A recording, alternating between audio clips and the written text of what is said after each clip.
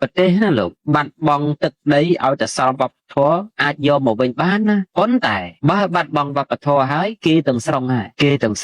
យើងត្រូវគិតត្រង់ហ្នឹងឯមែនទេដូចជាកម្ពុជាក្រោមមានឈ្មោះថាកម្ពុជាក្រោមព្រោះកម្ពុជាក្រោមរសារប្រពៃណីជារបស់ខ្មែររបស់កម្ពុជាមិនមានឈ្មោះថាកម្ពុជាក្រោមបើសិនជាកម្ពុជាក្រោមរសារប្រពៃណីជារបស់វៀតណាមទេគេហៅវៀតណាមក្រោមអត់ណាយើងមើលប្រាសាទបាយ័នដែលមានកំពូលព្រំញញឹមសពថ្ងៃញញឹមសិនខ្លោចយើងក៏លេចមើលថ្មប្រាសាទទៅឃើញញញឹមសិនខ្លោចតំណាងឲ្យដួងវិញ្ញាណពពកបរោះយើងមិនដឹងជាគាត់ឈឺចាប់ប៉ុណ្ណាទេដែលយើងសពថ្ងៃមិនបានរក្សាអ្វីដែលជាកេតនៈខណ្ឌដែលគាត់បន្សល់ទុកឲ្យនោះដូចតែខ្ញុំកណាខ្ញុំចេះតែចំណាំនិយាយអញ្ចឹងបាននិយាយម្ដងហើយនៅវត្តមង្គលបញ្ញាថាកុំចេះតែអួតអាងថាសម្បូរបែបវប្បធម៌សម្បូរបែបចេះតែអួតដល់អនុវត្តអត់មានអូតែចាប់ផ្ដើមឆ្លុះគេហើយណែខ្ញុំពូជខ្ញុំកើតណាទឹកដីខ្ញុំកើតណាឯងមិនទាន់ដឹងនៅឯណាផងទឹកដីខ្ញុំនេះជាទឹកដីសម្បូរបែបវប្បធម៌តែដល់គេមកមើលដឹងវាសម្បូរមកអីបើយកប្រផោះអញទៅលេងហ្នឹងណែបើគេគិតតែបើគេឆ្លើយតបមកវិញអញ្ចឹងយើងវាខ្មាស់គេណាគេយើងកុំប្រកែតែសម្ដីក៏បីតែជួយគ្នាណា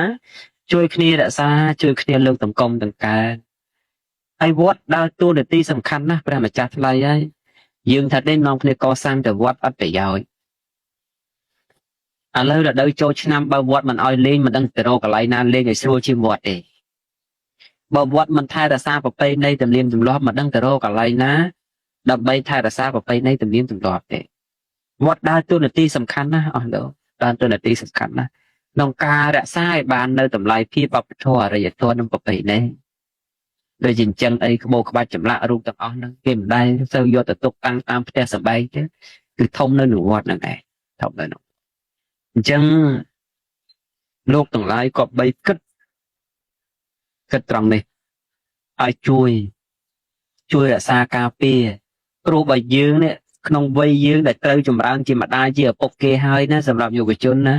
យើងមិនស្គាល់វប្បធម៌ខ្លួនយើងទេដល់ពេលយើងបង្កើតកូនយើងមករឹតតែវែងទៀតហើយដោយបុរាណលោកមានពាក្យជួនមួយទាំងពាក្យហ្នឹងមិនសូវព្រោះស្ដាប់ទេតែបើសិស្សបើគ្រូវាភ្លឺប៉ុណ្ណឹងហើយមិនដឹងជាសិស្សវាភ្លឺប៉ុណ្ណាពាក្យបុរាណដែលលោកជេរណាលោកចេះតែជេរអញ្ចឹងរុកគ្រូបាត់ទៅប្រយោជន៍គង់នៅនឹងសិស្សទាំងឡាយតែបើសិស្សមិនចេះណែថែរក្សាទេបន់ឲ្យតែគ្រូងាប់ហើយចែកតែទ្របគ្នាអញ្ចឹងតែយករបស់គេមកលាយឡំរបស់ឯងលាយឡំរបស់គេពាក្យបុរាណពេលខ្លះមិនពិរោះស្ដាប់ទេប៉ុន្តែបើស្ដាប់ឲ្យយល់ទៅភ្ញាក់រលឹកភ្ញាក់ខ្លួនភ្ញាក់ប្រាណដូចជាតួ